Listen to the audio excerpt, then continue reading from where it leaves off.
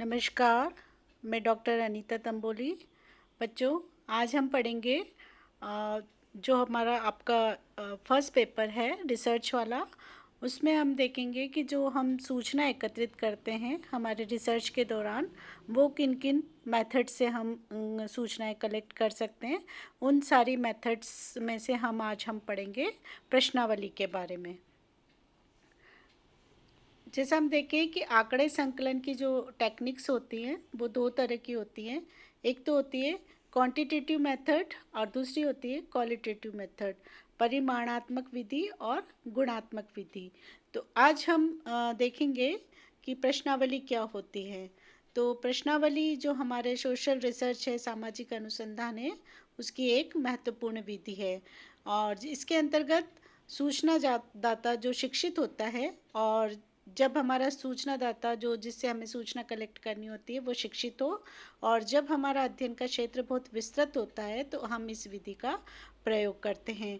तो प्रश्नावली कब यूज़ की जाती है? जैसे कि पीवी यंग जो हमने कहा है कि प्रश्नावली का प्रारूप तैयार कर तथ्यों का संकलन एक विविध फैले हुए लोगों के समूह से किया जाता है। जब हमारे जो सूचनादाता हैं बहुत बड़े इलाके में, एरिया में फैले हुए होते हैं और उनके पास हमें पर्सनली हम नहीं जा पाते, तो ऐसी स्थिति में हम प्रश्नावली का प्रयोग करते हैं।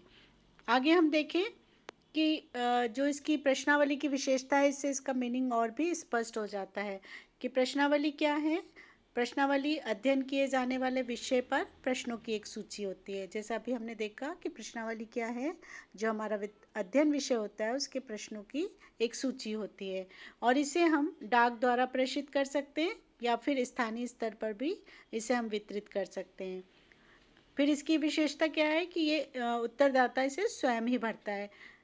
जब वो उत्तरदाता स्वयं भरता है तो नेचुरल है कि उसका उत्तरदाता का शिक्षित होना भी आवश्यक है, ताकि वो प्रश्नावली को पढ़ के स्वयं उसको भर सके। और इसकी एक और विशेषता है कि प्राथमिक जो सूचना होती है उसके संकलन की ये एक विधि है, जिसमें शोधकर्ता प्रश्नावली भरते समय उसके पास नहीं होता और वो खुद ही, जो उत्तरदाता होता है वो उसको भरता है। और इसकी एक प्रमुख विशेषता है कि प्रश्नावली का प्रयोग हम कब करते हैं? जब हमारा जो अध्ययन क्षेत्र है बहुत ही विशाल होता है, विस्तृत होता है और बहुत सारे दूर दूर तक फैला होता है, तब हम इस प्रश्नावली का प्रयोग करते हैं। आगे हम देखें कि प्रश्नावली के प्रकार। जो प्रश्नों की सूची होती है, जब हम प्रश्नावली बनाते हैं तो अपने उद्देश्यों को ध्यान में रखते हुए हम कई प्रकार की प्रश्नावली का निर्माण करते हैं। तो सबसे पहले हम देखें कि उद्देश्य के आधार पर कि हमारा उद्देश्य क्या है अध्ययन का। तो उसमें सबसे पहला आता है डाक द्वारा भेजी गई प्रश्नावली।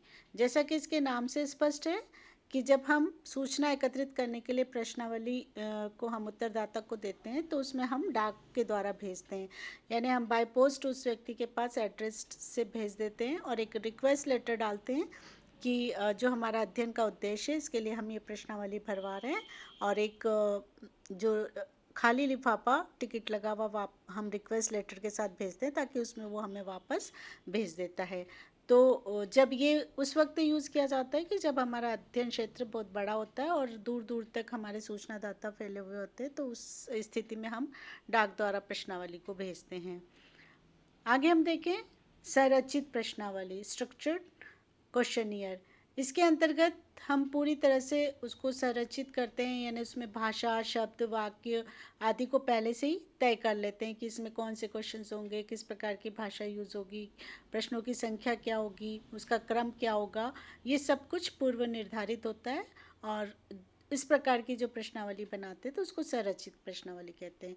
दूसरी ओर असंरचित प्रश्नावली। असंरचित प्रश्नावली इसके अपोजिट कि हम इसमें काफ़ी लचीलापन होता है, यानी हम जब प्रश्न पूछते जाते हैं और ख़ास करके जब हमें मनोवैज्ञानिक विश्लेषण करना होता है किसी व्यक्ति का या किसी चीज़ के बारे में, तो हम फिर उसमें जो भी प्रश्नों के साथ उसका उत्तर आता है उसी में से हम प्रश्न निकाल के उससे आगे पूछते जाते हैं, यानी पहले से ही स्ट्रक्चर उसका नहीं हम तैयार कर लेते, उसी समय कुछ कुछ प्रश्नों को भी जोड़ लेते हैं उसके साथ, तो इसलिए असंरचित प्रश्नावली कहलाती है।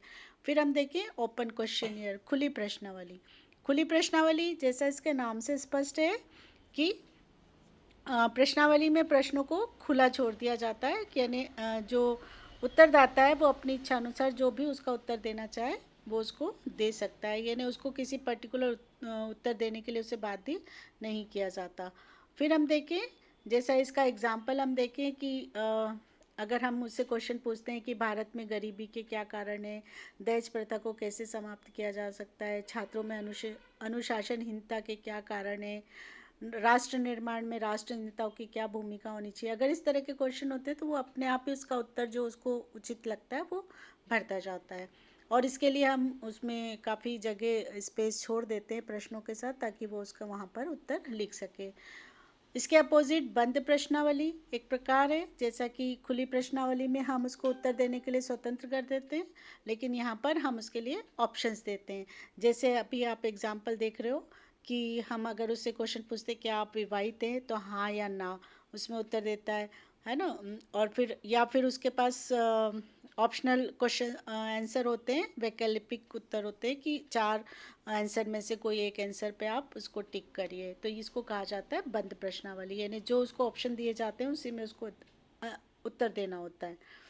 उसके बाद हम देखें कि चित्रमय प्रश्नावली, यानी हम कई बार ऐसा होता है कि बहुत ज़्यादा हमारे पढ़े लिखे उत्तरदाता नहीं होते या उनको अच्छी तरह से प्रश्न नहीं समझ पाते, तो हम कहीं कहीं पर बीच बीच में चित्रों को भी डाल देते हैं कि चित्र के आधार पर हम उनको चित्र बनाकर दे देते हैं उत्तर के लिए, और व्यक्ति वो चित्र के आधार पर उसे देखकर आसानी से उसको जवाब दे देता है। जैसे हम अगर चुनाव के दौरान अगर मतदाताओं को रुक जाना चाहते हैं या तो हम चुनाव चिन्हों को लगा देते हैं और उससे हम उनके बारे में पूछ सकते हैं। तो इस तरह से कोई भी जिस भी प्रश्नों का जवाब पूछना होता है तो उसमें हम चित्र बना देते हैं, तो उन चित्रों के आधार पर वो टिक करके उसका जवाब दे सकता है, और ख़ास करके बच्चे महिलाओं के लिए इसका उपयोग ज़्यादा किया जाता है।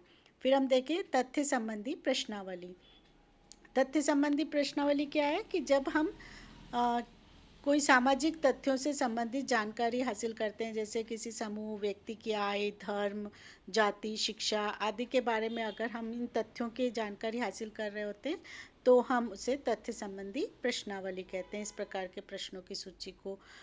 फिर हम देखें मत व मनोवृत्ति संबंधी प्रश्नावली, यानी ओपिनियन एंड एटीट्यूड के बारे में अगर हम कोई जानकारी हासिल करना चाहते हैं तो ऐसी प्रश्नावली को हम मत या मनोवृत्ति, यानी लोगों की मनोवृत्ति, उनके एटीट्यूड के बारे में जाना या उनका क्या मत है, जैसे खास करके किसी राजनीतिक दल के प्रति उसका मत जानना या रुझान के बारे में जानना या उसके मनोवृत्ति के बारे में जानना, तो ऐसे प्रश्नों की सूची को हम मत संबंधी प्रश्नावली कहते हैं।